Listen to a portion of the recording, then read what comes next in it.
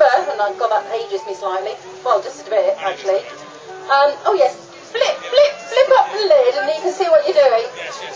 And basically, I remember when the vine was taken out of the field on a tractor and trailer, taken to a static viner site, and I remember very vaguely my father sitting there. I can remember seeing him with a huge mechanical grabs, lifting, very vaguely actually, Tim, very vaguely. You don't be rude and ask a girl's age, or a young girl like me anyway. I know, you're all looking at me and saying, she looks just like Dawn French. You're absolutely right. I am the Dawn French of the cooking world. Anyway, that's another story. But anyway, I remember Dad putting on the peas on this this static viner and it going up and going into this sort of machine, and they came out as peas the other end. And I remember being fascinated as a little girl. I'm still fascinated. And I went past the other night, and there were all the really handsome young men now in the fields. Yes, and there was Big Drum. I know Big Drum really well, and I had a ride round on the viners with one of the boys up in Lincolnshire, and that smell as I put my window down, and I could smell the peas, and the hairs on the back. Oh look, you see them now. The hairs on the back of my arm were rising, and it reminded me of my youth, Tim. How depressing is that? And I remember doing the tenderometer readings. That's when I was a little bit thinner, and I remember always wearing a very short skirt into the field, and all the boys, you know, it was a bit, I was a student, you know, I was a student. Any good student's been a tenderometer reader. So, and we used to eat like bacon sandwiches in when it was absolute, excuse my language, peeing with grain. And it was great. But, you know, to get your peas on the table takes a bit of doing. And we thank very much Tim, and we also thank James from Birdseye for actually sponsoring this event. And for me, it was worth getting up at 5 o'clock in the morning and getting here, because you've all been the most amazing crowd, you really have. Now, enough of me talking, Tim, because you know what I'm like. I'll grab the microphone. Give me the microphone. I'm going to start cooking, and Tim's going to start talking. I'm going to cook with some bird's eye peas. And they are genuinely bird's eye peas. You mustn't buy cheap peas. You've got to buy the real McCoy. You've got to buy the... No point in skipping on a pea, is there, Tim? Best quality. Now, I'm going to start doing the curry, which is a pea and sweet potato curry. I'm then going to follow it by doing, what am I doing? I'm doing a summery sausage, new potato mashy thingy, whatever. And then I'm doing a grilled halloumi and pea salad. Now, we have launched, haven't we, this new cooking book, and I've done all the styling in there and the recipes, and I had the photograph taken by a great guy called Mike Powell, and Tim commissioned, he liked the first one so much, he commissioned the second one. I am the sad person who sat there for 2.5 hours spelling out in peas, yes peas. And he made me do it, didn't he? Okay.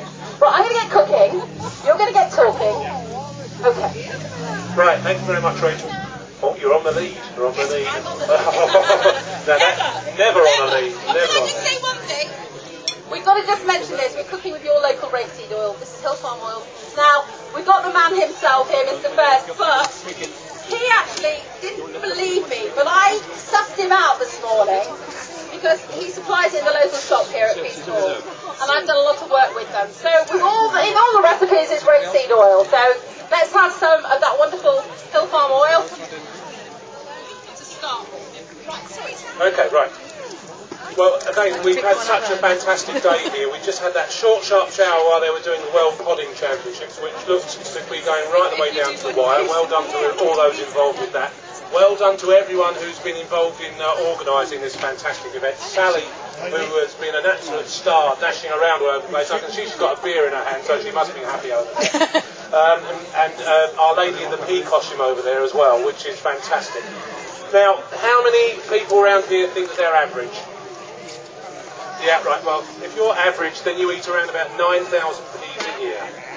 There you go. And if you're not average like me, you eat about 18,000, which is because I tend to eat peas with every meal. Now, as Rachel was saying, they are such a convenient food, but there's also such an important part of our agricultural and our heritage as well. We grow around about 35,000 hectares of peas in the UK every year. And to put that into perspective, that's around about 70,000 football pitches. So that's a lot of peas. We produce, in round figures, around about 130,000 tonnes of peas. And the majority of them are high quality, what we call speedy peas. That's ones which are frozen within 150 minutes of being picked. And that locks in all the nutrients. Now, peas are full of nutrients. A portion of peas have got as much vitamin C as 2 apples, as much fibre as a piece of wholemeal bread, and as much thiamine as a pint of whole milk. So they are really good for you. They are also more than just an accompaniment to a meal. You'll see when Rachel gets going with all of her demonstrations here, and I'm sure some of you saw them this morning, that they are a fantastic ingredient to a meal. They add to risottos, to curries, to stir-fries, to salads, to all kinds of things. Now I think it's probably about time for me to shut up and Rachel to tell you what she's been doing. Are you ready, Chef? Did you see the face? Did I give you the face then? Did you realise that it was time to actually hand the microphone back? I know, he's already smacked me in the face once with the microphone today. Yes, I did, and I chucked pea soup on him. By mistake, I have to say. I say smiling sweetly. Tim and I have actually demonstrated at the Good Food Show, the British oh, hang on, thank you. In the British Festival. Hang on. You're going to put it to my mouth, Tim. Right, okay. I know. We actually demonstrated at the Good Food Show, and